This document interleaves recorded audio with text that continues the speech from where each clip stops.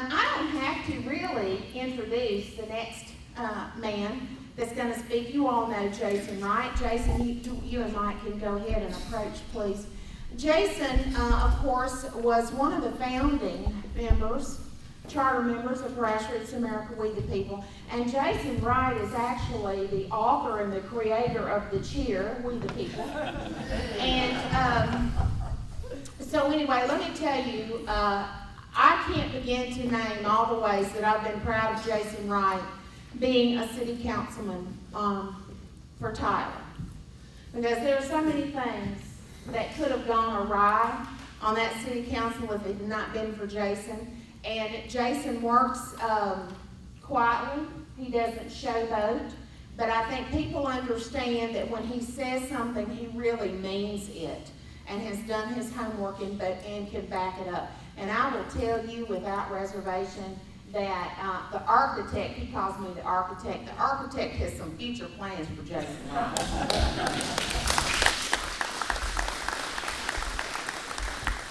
But Jason today is going to speak on something that is near and dear to our heart, and it is alternatives to big government. So would you please turn off your cell phones and please give Jason and Mike Doyle, his partner here, a warm welcome, and Jason will introduce Mike Doyle. Thank you, Jason. Thank you, Architect. Well, I guess, I'm not really here to talk about City Council too much, but I feel it incumbent upon me to express to so many of you who helped me get this job that I'm right now in the middle of a re-election campaign and I'm unopposed.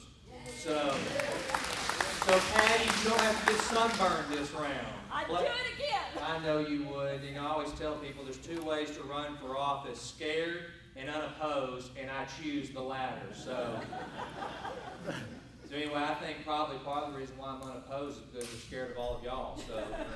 So anyway, what I want to talk to you about today, as a government official, you get to see a lot of things, some good, some bad, and fortunately, being a member of the Tyler City Council, you get to see some of the best and most efficient government that there is, because it's some of the smallest government. That's one of the things that we pride ourselves on at the council, is that we try to keep things small and efficient. That's why we have the things like the lowest tax rate of any city our size in the state of Texas. Fewer employees today than we had in 1997, even though the population has increased by some 30%. Things like that that make us different. And recently, some of you may have read in the paper that we had a homeless task force put together. And Martin Hines was asked to chair it, and I volunteered to sit on the task force for it because the timing was really interesting. It was probably 2 weeks prior to forming the task force that I had learned about a man named Mike Doyle through a friend of mine who, our senior pastor of missions at Green Acres Baptist Church, is back in the back of the room, Del Pond. He had called me with another friend of mine on the missions team at Green Acres and asked if I would help look at creating a new way to help the community tackle things like hunger, homelessness, and issues that are so important to making a community better. And I said, sure, because they tapped me because they knew first and foremost I have a heart for Christ. And then two, I am in local government and I'm a business guy. And so it excited me because I don't know about you all, most of us have had that moment where someone comes and they ask for $1. And, I've battled this both in prayer, both with that person, within myself. And, the thing that always frustrated me the most, it wasn't the $1 or the $5 or whatever the monetary release was at that point. That's not what really bothered me. What bothered me was if I give that individual $1, if I give that individual $100, if I give that individual a sack of groceries, if I give that individual a Coke, that's an immediate consumption that I have no earthly idea whether it affected any life change. And to me, that's the key. And so, whenever we started looking at this as a city, I can tell you right now, and I can almost quote Martin Hines verbatim in that meeting with a bunch of leaders from the local nonprofits.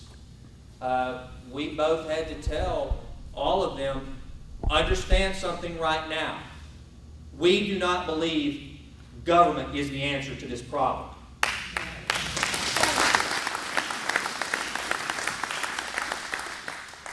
And so and you'd be surprised. I mean, some agreed with that. Some, as a matter of fact, one of the members of the task force, he actually had read a book that I started quoting during the meeting that was given to me by Dale called Toxic Charity, and I'm going to share some information in that with you. And what we found out, and I'm going to keep this mostly Tyler focused, and I hope that what Mike will describe to you here in a moment, I hope that it is duplicated over and over and over, which it has to some degree, but I hope that it becomes the model for, first and foremost, allowing the church to be the church and let government do what government's supposed to do. And at times, if they come together, leverage the strengths of organizations that are entrenched in the communities, that know the people, and that aren't interested in re-election, that aren't interested in getting bigger contracts, but are interested in truly changing people's lives. So as we went through this process, I realized right away, Tyler right now, folks, we're on the cusp. We're no longer a small town, and this is one of the things that we see a lot at the city level now is we're a mid-sized city.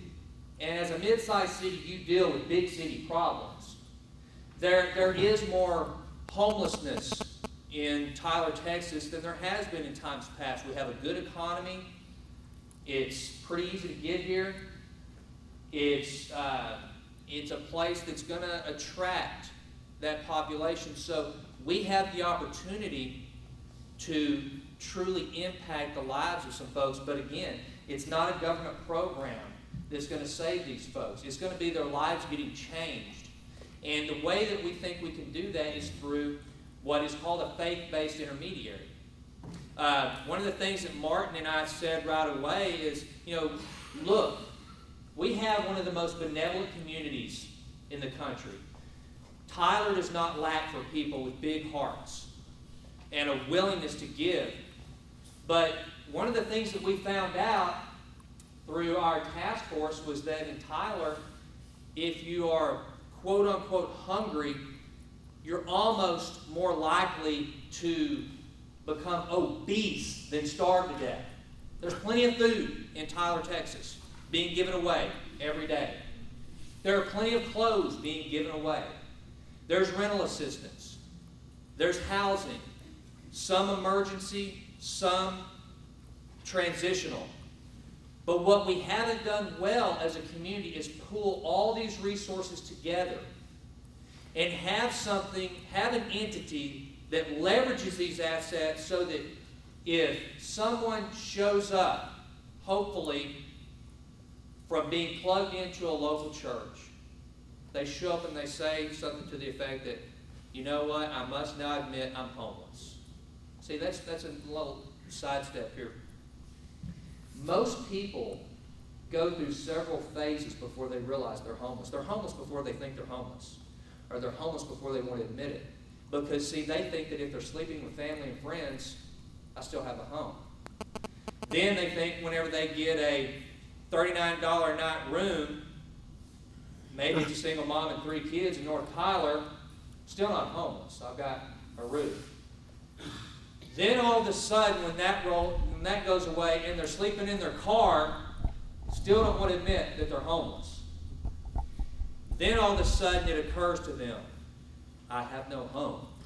And so somewhere there needs to be an entity that has a truly faith-based mindset on how to change that person's life, and I think that's what's going to happen. Now let me give you all some information about where I, as one of your city leaders, and as long as I am that city leader, this is how I'm going to attack this. This book that I hope all of you get. It's called toxic charity. You find out something real quick. In America, we know we're a benevolent nation. We're a charitable nation. But we're terrible at charity. We really are. We have, with good intentions, with well-meaning, destroyed a lot of lives. And so what I don't want to do is allow Tyler, Texas, to go down that path of perpetuating a problem that is rampant throughout the country. And here's the oath for compassionate service. And let me see if you guys might agree with approaching service and benevolence in this way. The oath for compassionate service is outlined in toxic charity. Never do for the poor what they have or could have the capacity to do for themselves. Limit one-way giving to emergency situations. Strive to empower the poor through employment, lending, and investing, using grants sparingly to reinforce achievements. Subordinate self-interest to the needs of those being served. Listen closely to those you seek to help, especially to what is not being said. Unspoken feelings may contain essential clues to effective service. And above all, do no harm. That's a pretty good place to start, wouldn't you think? Well, that's what we're trying to embark on. I'll tell you right now, myself and Dale and Mike, with his amazing guidance, and some other leaders here in the community, we very much want to see a faith-based intermediary in East Texas. We want to see that alternative to expanding government here in East Texas. We want to serve this community in a way that allows those of us, and if you know anything about Grassroots America, We the People, you know, we're a bunch of folks that we love our Lord and Savior. And so we're strong believers in things like teaching a man to fish so that we can feed him for a lifetime, as opposed to giving him a fish and feeding him for the day. And so that's what we want to have happen right here in East Texas. And the wheels are in motion. And as this need has come about, and as we as a local government have focused on attacking this problem, this is what we want to build. I want to tell you all a story about, probably something that each and every one of us at some point in time, if you've given anything, you've probably had some dollars go to Africa at some point. Or you've probably been watching TV and you've seen the impoverished situations in different parts of Africa. Well, there's a Zambian-born economist named Dambisa Moyo who pretty much believes that Africa has been destroyed by the benevolence of the globe. Of course, the greatest culprit being the USA. This is one of the things that he says here or is referenced in Toxic Charity. $1 trillion that has poured in over the past half-century from benevolent donors. Has that helped Africa? No, says Moyo. In fact, across the globe, the recipients of this aid are worse off, much worse off.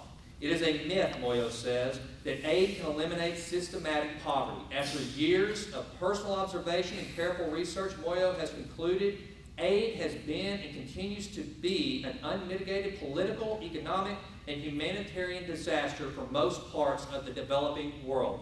Now, let's bring this a little closer to home.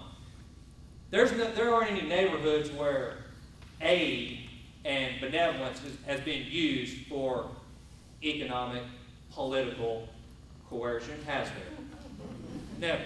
That would never happen in America.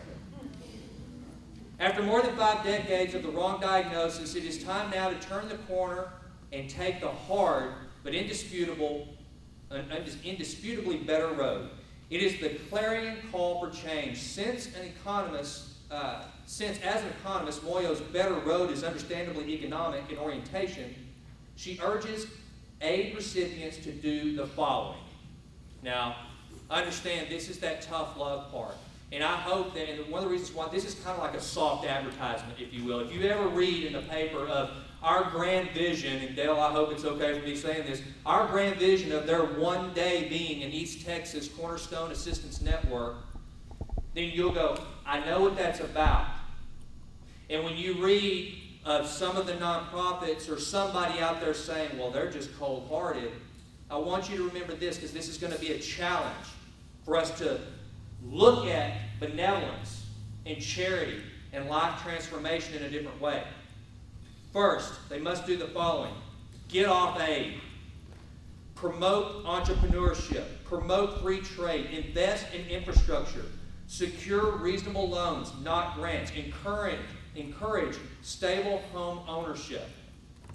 And if you're a non-governmental organization, and if we as a faith-based intermediary are going to help and push towards this, it needs to meet some criteria. It needs to not subsidize poverty, reinforce productive work, create producers, not beggars, and invest in self-sufficiency. That, my friends, is the way we transform lives. That is what we have to do as a nation. And I'm about to sit down so that Mike can talk to you, because let me tell you something. This man is, if there was a way, well, we know there's a way to store our treasure in heaven. This is a guy whose mansion I hope I get invited to quite a bit. Mike Doyle is a guy that was a small business owner. I'm going to read his bio, but let me tell you something. I just want to tell you what I know about him, and then I'll read the official stuff. Mike is a guy who's a small business owner, active member of North Richland Hills Baptist Church, who came up with an idea, just like I've talked about, to get people from consumption-based, immediate emergency need to life transformation. You all heard about the faith-based initiative that George W. Bush launched. When President Bush wanted to figure out how to do that, this is one of the guys that he talked to. This is one of the guys that helped with the blueprint to all that.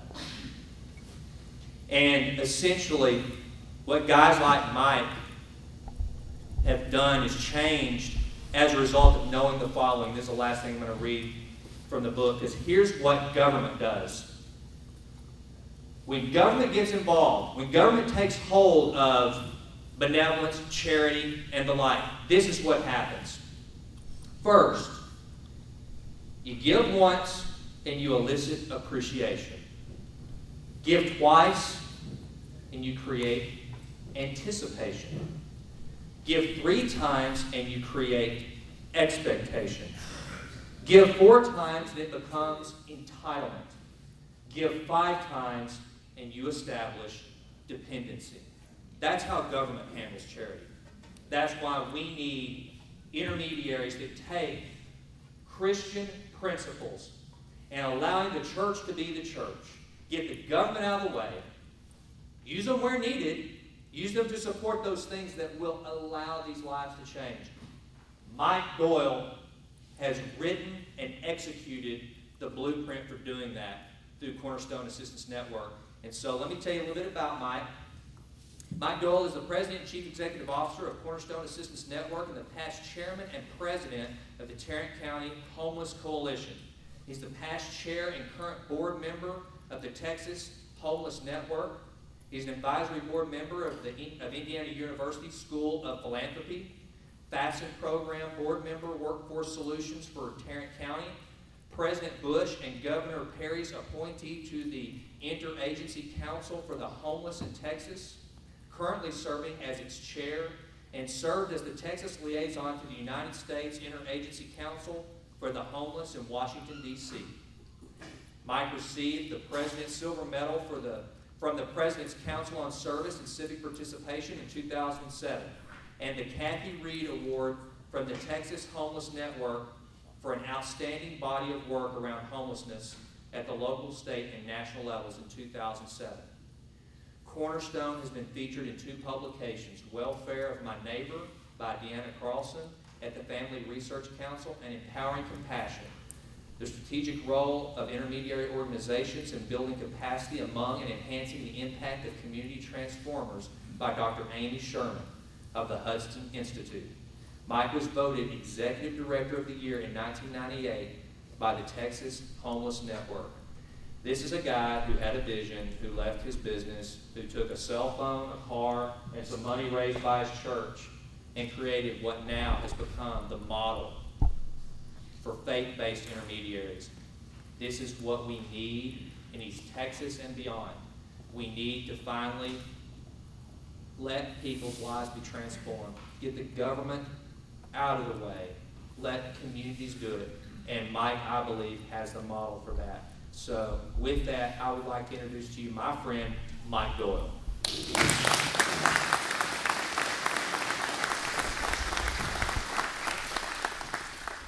Wow, who is that guy? Let me set the record straight a little bit. Thank you very much for that. But Mike Doyle has no answers for you, and Mike Doyle had no answers on his own that God didn't give him. This has been a God work from day one. It started in 1992. We just finished our 20th year. And I still don't know how we did it other than to explain that God did it. That's all I know. This will kind of shock you, but I was asked by the White House Office on Faith and Community-Based Initiatives, now it's called the White House Office on Faith and Neighborhood Partnerships, to speak to their office and to 6 centers for faith and neighborhood partnerships in Washington, D.C. last week about how faith-based organizations can successfully partner with the federal government and vice versa to work on these issues of poverty. That was quite an interesting conversation. They have some different ideas about that than I do. But part of that is true is they are willing to look at partnerships. They know, and they're not dumb over there, most of them, in Washington, that funds are going to be cut. And when funds are cut, they need a scapegoat. And so they're trying to reach out now more than they have in the past because of the situation we have economically to the church. Knowing that the church is probably going to say no, and therefore they will have somebody that they can say, we now blame the church, we reached out, they didn't take the bull by the horns and do what they are called to do, and it's their fault, it's not ours. But let me give you a statistic, as Jason talked about a little bit earlier, about becoming dependent after 5 series of help, if you will. I saw a statistic a couple of weeks ago that said that 40% of people in this country were dependent on the government, including Social Security and Medicare, for some type of aid, and that averaged $35,300 a year. That 50% of the people, or the other 60% of the people in this country that were working, have an average wage of $32,500 a year. When somebody mentioned that to me, I said, so does it make any sense that there could be a strategy that the more we give away, the more votes we get? Because who would you vote for if you're one of the 40% that are getting $36,300 from the government, or if you're one of the 60% that's making $32,000 by working? So we're at a real teetering point here, a tipping point, as Malcolm Gladwell says, about which way we're going to go as a country. And what God shared with me 20 years ago was that the church needed to get back to being the church. We gave away our role as a provider of compassion to those that are in need in our community back in 1945 when the New Deal thing began to happen. And I think God's telling us it's time to get back into the game. And so what God has done through Cornerstone is simply allow us the privilege of partnering with local churches to do exactly that. And the one thing that these 6 or 7 cornerstones around the country, which we never solicited, by the way, we don't do that. We are just doing our work, and as God brings about opportunities, we're happy to share that with anybody that wants to share that. And in Texas, we have a cornerstone of North Central Texas in Prosper. A group of 6 churches started that. We have a cornerstone of Central Texas in Waco, Baylor University, the local Church of God in Christ, and the Waco Baptist Regional Association started Cornerstone of Central Texas. And as Jason said, Dale and some folks at Green Acres are looking at a cornerstone of East Texas. We will have no financial responsibility either way in that. We'll have no oversight or supervision either way in that. But if that name and the kind of resources that we can bring to bear helps you get that launched, that's fine with us. But it doesn't have to look like Cornerstone in Fort Worth. It just, whatever your community needs is what it needs to look like, because there are going to be different things. But when I first came into this business, I'll have to back up a little bit and say that I was very, very secular until June 6th of 1989 when I came to know the Lord for the first time. And the Lord began to change my heart about this issue around poor in churches. I didn't like churches. I didn't like the poor.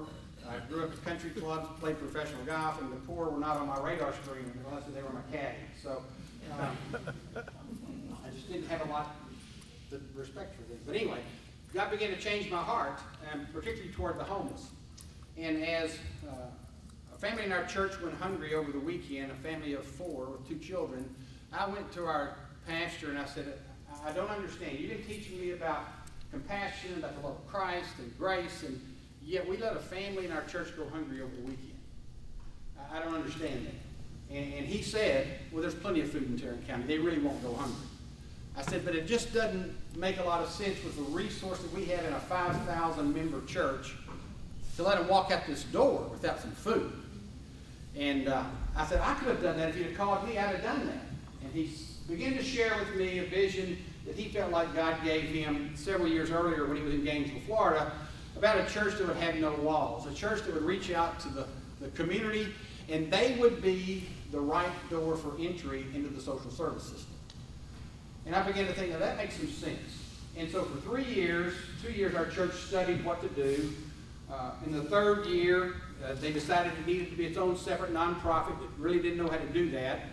So myself and my wife and a couple others founded Cornerstone Assistance Network. And we knew there was going to take a lot of churches to deal with this. So what we did was we went to churches on that first day, April 1st of 1992, as Jason said, with a cell phone and a car and a $30,000 pledge from the church. I began to drive around and attend meetings and ask church pastors, what do you need to help? What can we do to help you do the work God's called you to do? And at that time they said, we don't know what to do with these homeless families that are showing up on our doorstep. So I began to go to meetings because I had a lot of time, and I'd go to meetings and I'd check out how to do that, where's the resources to do that, and I'd get back to the churches, and Kay and I would go pick them up at their doorstep, take them to a motel, try to attach them to a local church, but the church didn't want them. The church said, we don't want them worshiping here.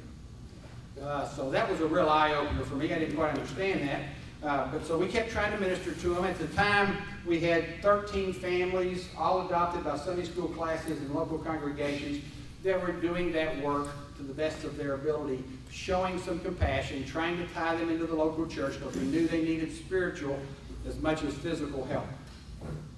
So along about that time, we were given a piece of property for our first office by the Tarrant Baptist Association because they couldn't afford to run it anymore. It had been in the association for some 50 years. It was called the Goodwill Center or the Baptist Center, the Melton Center, and so we took it over and called it the Cornerstone Community Center.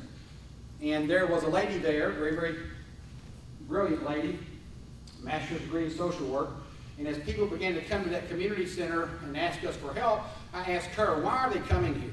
Don't they have any other options someplace? And she said, well, let's ask them. So we did. We asked 1,008 people that came to us in 1992 and early 93, came to us for help, and I wanted to know 4 things. When you first needed help, where did you go? And we gave them 4 multiple choice options. Family and friends, government agencies, local nonprofits, churches. What we found out, not surprisingly, is 98.8% of them surfaced first with family and friends. Not only the easiest thing is scriptural, if you look at 2 Timothy 5. So we went on and asked them what happened there. Well, we kind of burned out our resources. Where did you go next? And here's where God began to shape the vision of Cornerstone Assistance Network. My thought, coming from the secular world, 3 years a believer at that point, that they would surface next at government agencies or local nonprofits. The churches I saw didn't have any money. They're burdened by debt, just could not barely make it on their own, much less give it out to somebody else. And I didn't really perceive in my early Christian days that that was even a role of the church. I've changed my view obviously now, but what surprised me was after family and friends, 71% of them next surfaced at the local church. I thought, wow, that is really unusual. We began to then ask what happened when you surfaced at the local church. And here was the staggering thing. 91.2% of the people, 91.2% of the 70% of the 1,008 people that we surveyed said they got no help, not even a prayer, from the local church. We were turning away over 9 out of 10 people that came to us in basic human needs, us as a church. So we asked the churches within 5 miles of that community center, what are you doing for the poor? And if you're doing nothing, why? And if you're doing something, why not more? And here were their three, a lot of excuses, but here's what they boil down to. We don't have the staff. We're already overworked and underpaid anyway. We don't really know what to do. We might hurt them rather than help them. And number 3, we don't have the stuff. And if we had the stuff, we don't have a place to keep it. So God began to share with me that He wanted then Cornerstone Assistance Network to be the staff, knowledge, and resource of the local church so it could do what God was asking them to do right where He had planted them to do it. That if they found themselves in a neighborhood of poverty, don't move out because the tithes aren't as good there. Serve the poor and God will provide for you. And so that's what we have been about. So everything that we do now is about job training, is about helping the local church be involved in whatever it is that God leads them to do in the local area where they are. So in our building, which is now not a 6,000 square foot community center, but a 50,000 square foot structure that's now completely out of space. I'm moaning now. Completely out of space. We offer to the church everything the church says that it needs to do its job. Full medical clinic, full dental clinic, doing our first ophthalmic procedure for cataract surgeries and retinopathies and glaucoma surgeries for the diabetic patients in our neighborhoods on April 23rd. We're really excited about that in a partnership with Alcon Laboratories in Fort Worth, who funded the entire procedure room. We offer job training in the retail trades through our thrift store. We offer logistics training in our warehouse and distribution system and forklift driver certifications for all of our ex-offenders coming out of prison that are now hitting the local churches looking for somebody to help and they don't know how to do. The local government and we have a restaurant, Creation Cafe, that's job training for the food service and hospitality industry. All of those are social entrepreneurships that make money within the confines of our nonprofit so that we don't have to fundraise all of the time, but that we can make those services available to the local church as those needs surface in their door. We have 123 signed network memorandums of understanding with partners. 62 of those are churches. And for the church to be part of our network and be able to refer people to us, they have to do 2 things. Number 1, they can't sell the stuff we give them without our permission. We get, there's just no telling how, well, I'll just tell you, we just took in 488,000 diapers from Procter & Gamble. So crisis pregnancy centers all over town, daycare centers and Christian schools, court-appointed special advocates for children, foster care, parents, all of those kind of things. We have to buy those things. They can now come get them for free, and we can share that Christ shared them with us. We can share them with them. So we have a lot of stuff to give away, but we have a big store there that does retail training in conjunction with Walmarts and those kind of things. So it's all about job training in that area. But we ask the churches, what is it that you need? They can't store anything. There's no giant warehouse spaces. So one of the first things we did was create a system by which we could go pick up all of that stuff and store it for them, and the church could come and use it as they need it. As businesses closed down, we picked up hundreds and hundreds of office desks and credenzas and copiers and those kind of things. And churches will call now and say, we're adding a new staff person, but we don't have any furniture. Well, rather than spend their cash that they could be using to serve the poor with, we let them come pick up those desks. So number 1, they can't sell that stuff unless we give them permission. Most of the time we do, but there are some of our donors like Aeropostale, Ralph Lauren, Polo, who give us, we just gave away 50 Ralph Lauren jackets that were a retail price of $998 on the thing. We can give away, we just can't sell them. But after a year we can sell them. So we have really nice things being worn by our homeless and folks in Tarrant County. But it's a great value to the church because the church sends them over there knowing they're going to get something they could never afford in their life and give this message. God doesn't want you to have the worst stuff. God doesn't want you to have the marginal stuff. God wants you to have the best stuff. He gave his best to us. We're going to give our best to you. If you want to find out more about that, we meet on Sundays at 9, 10, 15, and 11, whatever that may be. So it's a way for the church to engage, and that's the first thing. You can't sell it. The second thing, they've got to want the people back that they send us. Sounds pretty simple, doesn't it? But most of them don't want them back. They want to get them out of their office. Just, where can I send them to get them out of here because I don't know how to say no to $7. So we say we don't want them either. If you don't want them and you're the body of Christ, we don't want them either. You send us the ones you want back, and we'll help you put them on a case plan. We'll meet the needs that you send them to us that day for, but they can only come back if they meet step 1 of their part of their short-term plan to independent living. We don't use the term self-sufficiency because we want them totally dependent on Christ and not totally self-sufficient on their own. So when they can get independent and they're willing to follow the steps to get independent, then they can come back. So here's the way that conversation goes. Somebody walks in the door of the church and says, I don't have any food, I can't pay my rent, I can't pay my utilities. But that intake person that we've trained says, you know what, the Spirit's telling me we need to minister to this person. They live right around here, easy for them to get here, we want to minister to them. We're going to send you down to Cornerstone Assistance Network. Here's the referral on our letterhead that we teach them how to do, and they send them to us. We engage them, the caseworker talks to them, and says, okay, you're here to get your rent paid, but why do you need your rent paid? Well, I lost my job. Have you been looking for work? Well, I've been looking for work, but I can't get a job because I don't have a high school education or a GED.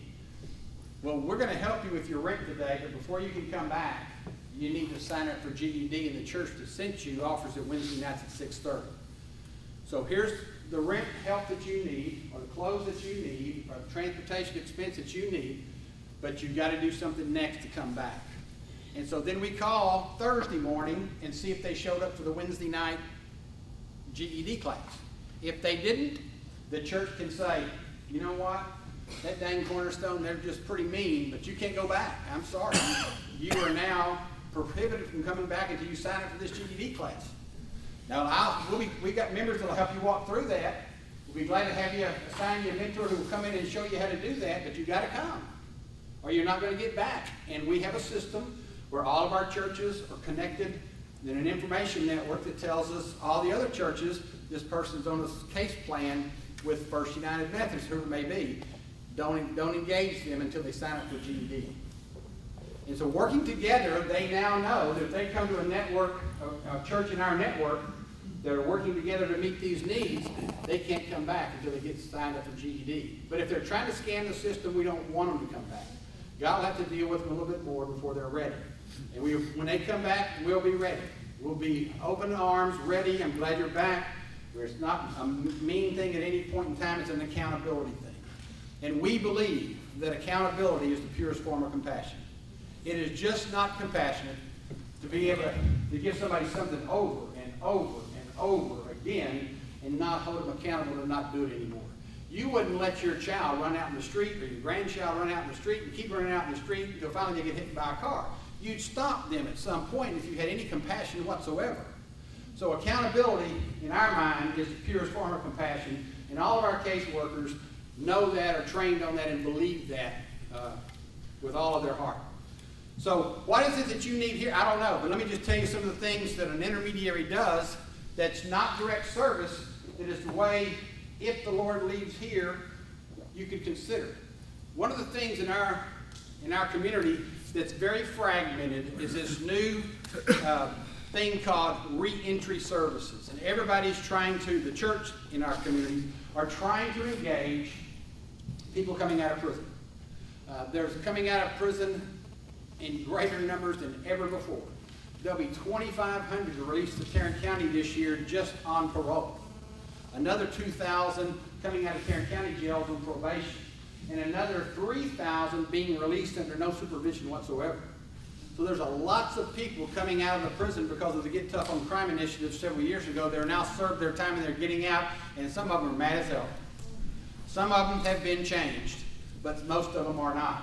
So the churches are saying, how can we engage them? And they asking us, what resources do you have to engage them? And so we didn't know. We weren't involved too much in reentry unless the church was going to push us in that direction. And when they did, we facilitated a community-wide discussion that says who's doing what. And we called it a continuum of care. What is the full continuum around reentry? And we went from early childhood intervention, and we went all the way to family reunification on the other end of the continuum.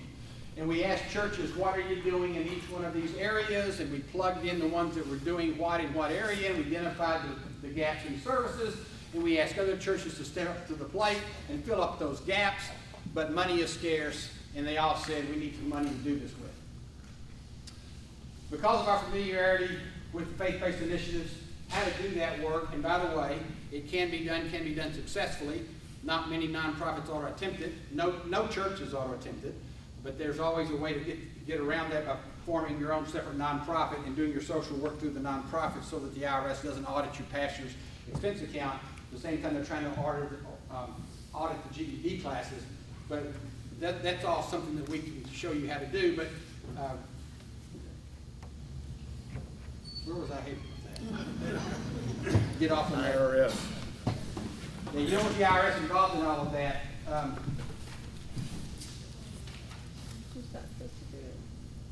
Were y'all listening? Hell. I was talking about government funds. Here's the way that happened. Because of all this communication we had done and we brought the churches together, county government is struggling as well. They've got a $53 million shortfall in our county budget this year. And so they had a program called the Tarrant County Reentry Initiative. And they thought that they couldn't do it anymore. And they asked us if we would take some money, a lot less money than they were spending on the issue, to keep it going. And so as we did that, and we're talking through the community around this continuum of care, they said we needed money to do it. And since we knew how to do that with the federal government, we wrote a Department of Justice grant for women coming out of Dawson State Jail in Dallas, returning to Tarrant County, who are trying to get their kids back from Child Protective Services. We partnered with Prison Fellowship, who was mentoring them inside the prison. We got that grant. It was a considerable amount of money. And we began to engage women coming out of prison and plugged into churches to any part of that they wanted to be a part of. Trying to get them to accept them to come to their Sunday school classes, their congregations, be their mentors, help with their transportation needs, work with them on the classes that the courts had said they needed to do to get their kids back, help with housing, and the church began to get involved. We began to have so many churches involved that we needed more clients coming through the Department of Justice grant. Now keep in mind, we could only serve 75 women through that grant, so it wasn't that we ran out of women coming out of prison. It's just that we ran out of women coming out of prison in that grant. So we were asked by the local workforce system, and as Jason said, I serve on that board, to write a Department of Labor grant that would help women and men coming out of any state jail or any Safe P program coming back to Tarrant County to be able to get job training and also to be able to even do subsidized employment where we could pay an employer 2 months of their salary to give these guys or girls a try. So we did that. We were one of 10 grants funded in the United States. Over 2,000 applicants, the only one in Texas. And we got $1.2 million to work with men and women coming out of the state jail system in Texas coming back to Tarrant County. They all have mentors. We're supposed to engage 400 of them. We've engaged 185 of them. It's over a 3-year period. They've all got mentors. Most of them are being attached to local congregations. And hope what you see about or hear about this is it's not really us doing it. We did it as an intermediary for the local church because the church shouldn't be writing those grants. We can train them, shelter them, shield them from the things that need to happen so that they can keep themselves clean and pure and do the work that they've been called to do using us as the intermediary. That's happening around homelessness, it's happening around veterans, it's happening around those coming back from prison, and all because of the work of the intermediary. And as we did that, it began to open up opportunities for these churches to start their own nonprofits. We have a very vibrant capacity building initiative with Rockefeller Foundation and the One Star Foundation, which is Governor Perry's and was Governor Bush's faith-based office in Austin, where we train small faith-based nonprofits on how to be successful, how to have board involvement, how to make their boards of governance and not volunteer boards. And so we have a wide array of that. So in Tarrant County, at least, when a church thinks about, well, here's a population that we need to serve, they call Cornerstone and say, how should this look like? How can we make this work? How can we partner with you to do the work God's called us to do? Intermediary work is not about taking over anybody's program. It's about enhancing anybody's program. When Hudson Institute did a study of Cornerstone and picked us as one of the 5 most effective faith-based intermediaries, they called us the enhancer, that we make the work of others better, and that's what we would hope we would do. That through solid Christian principles, understanding that it's the church's role, not ours, how can we help you overcome staff, knowledge, and resource to be what God wants you to be in your local congregation.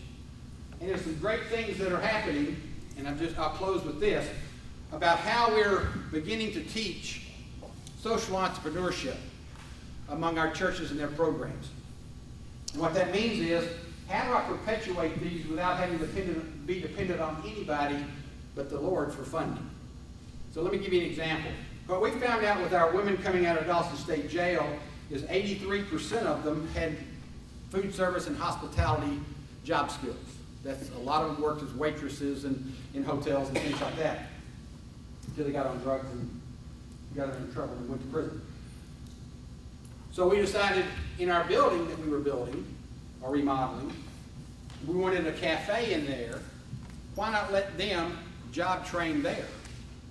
So we wrote grants to AstraZeneca Foundation and a lot of other places, and we got 3 years of funding for a chef, the kitchen itself, the furnishings there, and we're in the process of making it open 5 days a week to the general public for $7 to $8 suggested donation, depending on what they eat. And those monies that we generate from that program will train the women and men who want to get back in the food service and hospitality industry, and will also make us about $60,000 net profit based on 10,000 meals served, which is a very low amount of, that's 50 meals a day, 200 days a year, which is low conservative estimates, but it self-perpetuates itself.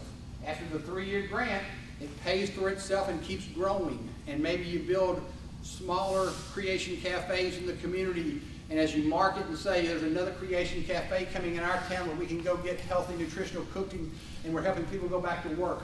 That's what that concept has been sweeping around the nation. As an intermediary, we're testing it out, learning how to make it work, so that a church comes to us in South Fort Worth and says, we want to do food. We can say, have you thought about a small cafe or a catering business using the food that you gather? And here's how that would look. Discussions around, should it be a for-profit or should you keep it in your nonprofit status? There's a new 501L3 organization instead of a C3 organization now in the Business Opportunity Code. That's a small profit nonprofit organization and not a nonprofit organization. So IRS is beginning to recognize that social programs are going to have to sustain themselves, and they're not going to be around very long. So all that to say, we're looking at shopping centers that are being foreclosed by our bank, by other people, to look at there's rental income, teaching job skills in the rental industry, in the closing cost industry. We have a housing development corporation that builds new homes in South Fort Worth. We're looking at a 136-unit tax credit project, all to involve the local church around issues that they say that are important to them, and that's providing wraparound services that they don't have currently available in their array of services, so they can minister to what Scripture calls the least of these. So that's a lot, I know. And you got to start somewhere, and I don't know where that is in title. But you do, your churches do, and with a conversation with them about what is it that you need to do the work God's called you to do, you'll find out what it is. But it has to be done, in our opinion, by somebody who's got no agenda other than building the kingdom. And when you've got an organization that's willing to put in considerable amounts of money to test that out, I think it's worth a try. Doesn't mean that God's going to keep you there always. You may start something that he takes in a different direction, and we got to be okay with that. It's not about building kingdoms for us, it's about building kingdoms for him. And I always tell our folks, please don't do any, and you have to hear me through, don't cut me off before you hear the end of this. Please don't ever do anything for Christ. He doesn't need anything done for him. But do everything because of Christ. And there's a whole different attitude there. If you're doing everything because of Christ, you're energized. You can't wait till the next day. If you're doing things for Christ, as you see in the improper delivery of social services and compassion, it gets tedious. It gets boring. You just, I got to tithe. I got to go to Africa. I got to go to Mexico. I got to go up and work in the soup kitchen. That's doing things for Christ. But when you look at it as Christ did it for me and I'm going to go do it for others, there's a whole different attitude. I hope your attitude here will be, what can we do because Christ has been so great to us to allow us to live in Tyler, Texas. Wow. Thanks, and I'll be glad to take any questions.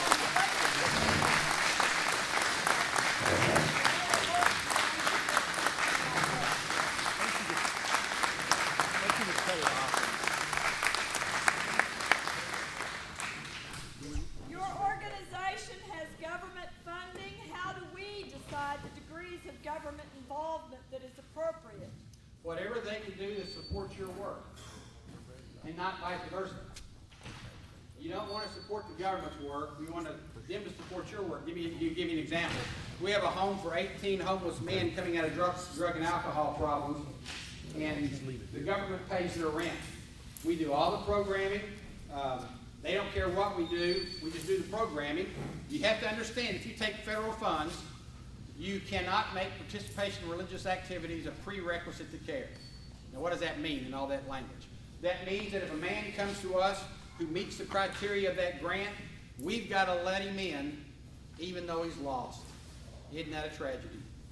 We want lost people in that building. We'd like to have them all lost in there because we do Bible studies that are voluntary.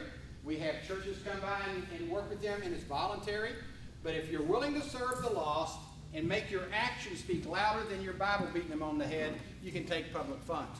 We take that rent, we use that rent to pay the operating costs and all those kind of things, and that property makes $45,000 a year to put back into other programs.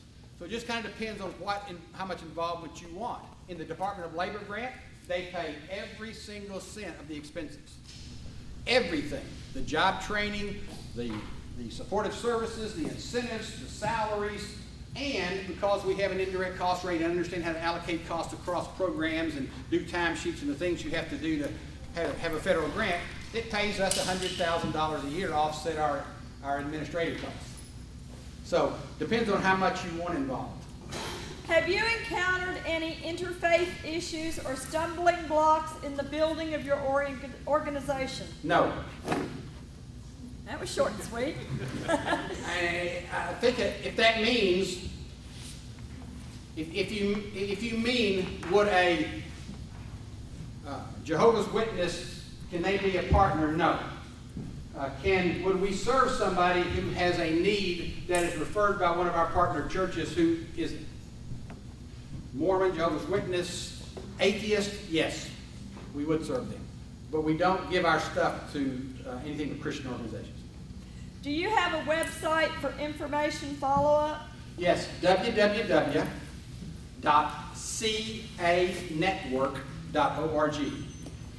www.canetwork.org. That CA is short for Cornerstone Assistance Network, so canetwork.org. We are a regional VISTA site for Texas, the only one in Texas. So I'm going to apologize to you in advance when you go to that website. If you click on that tour, the kids who are all young VISTA workers who are giving a year of their life to public service prior to going on with their careers, we get them free. But anyway, they asked me to do an MTV Crib video. And I said, what? An MTV Crib video. And you have to walk around like you're showing your best friend around and say, look, there's our director of development. And you walk in there. So that's the most hokey thing I've ever done in my life, I think. But so if you look at that, I'm sorry. But they say it's good, but to me it looks, being 64 years old, it doesn't look very good to me. But they said it looks great. There's no structure to it. There's no order. Nobody's got but anyway, so if you go to that website, which I hope you do, there's partnership agreements on there. There's the services that are offered. There's a list of partners on there, and a lot of the array of services. My last question's for Jason. Says Jason, there are church-related benevolence in existence now. PATH, St. Paul Children's. How will you bring these programs under your umbrella for mission statement? That is an excellent, excellent question, because one of the things you find in nonprofits, they're competitive and they're territorial. But what you have to do is exactly like what Mike said. You have to show those organizations, we're not interested in replacing you. We want to make you better. In other words, if you do something, if that's your sole focus as a nonprofit, whatever the case may be, housing, clothing, food, medical, dental, if you do that well, then guess what? What we want to do is get that referral from a church, whatever your need is, place you with that organization possibly. So, and that's one of the conversations that we've had with some of those folks, and they get that. You always have to remind them, just like Mike said, you're not in the business of replacing them, you're just in the business of trying to enhance their services. So, great question. That's all I got. Well, don't go anywhere because you're going to do the chairs. All right, I'll do it. Okay, I did not, I was a bad hostess today. I did not recognize somebody who's here that I'm going to be meeting with later. He is running for sheriff of Dallas County. You can relax. It's not another one running for Senate. We got plenty. But anyway, Kurt Lanius is here, and Kurt and I are going to visit. I've got some friends in the Dallas Tea Party who told Kurt he needed to come talk to me. So I'm going to spend a little time talking to Kurt about his race over there. So thank you for being with us today, Kurt. I also wanted to say that we're missing Doug today because he's out in West Texas, but I think he'll be back next week. And I wanted to urge you all to, all of you Bible students, and if you aren't one, you should be, is to go back through the book of Judges. There's some important lessons in the book of Judges. And that book can very much condemn you as you look at it from the perspective of our nation and where we are today, because you will see some parallels to Israel. But it will also encourage you in this way. In particular, Gideon. I get calls from organizations all across this state, and leaders are saying, Joanne, we don't have enough people. We don't have enough people to do this, and we don't have enough people to do that. Do you remember the story of Gideon? He had a great big army, and the Lord showed him how to get that army down to the right size he needed to accomplish what God had him to do. So I'm asking you all to take a different perspective. Let us not look at what we don't have, but let's be thankful for what we do have. For every person who will put a little bit of time into the effort of saving our country. Amen. Let's do that. And I can tell you that the prayer of my heart, when I start feeling bad about I don't have enough of this or that, I am thankful for every one of you who show up every week or every time that you can, like you, Jesse. Thank you. And I am thankful, and the prayer of my heart is this. I want the right number of people to accomplish what it is that God has for us to do. The right number. I don't want one more, and I don't want one less, because you know what? The Lord is a lot smarter than we are. He absolutely is. And I'm convinced that until you get the right perspective about who you are in relation to the magnificence of our God and His wisdom, you're never going to figure out how to do this thing called life. So Jason, thank you for you and Mike being here today. And I want to tell you that I am personally interested in what they're talking about. And I heard Mike say that if we do this here in Tyler, it doesn't have to be exactly like they've done it. I trust Jason Wright to help us figure out what this needs to look like in our community. But I will tell you this, there's going to be a growing need. And I've heard from people before that churches don't want this kind of person and that kind of person in their congregation, and they don't have to answer for that. They won't be answering to me and those of us who are quite shocked by that. But I'll tell you that the state of Texas is going to need between $15 and $17 billion in new money to meet the cost of Medicaid. Next session, we are out of money. We're out of money at the federal level, and the state has got to get used to having less federal funds. I've told you this is one of two ways. Either we're going to have a big change in Washington and we're going to get more constitutional government so that government stops doing some of the stuff it's doing and gets back to its constitutional mission. Or we're going to have a collapse. One of two ways. We've got to get used to having less federal money. And this is the kind of thing that we need to be talking about. So I appreciate you all so much being here today. It's so encouraging to know that people are actually working on this.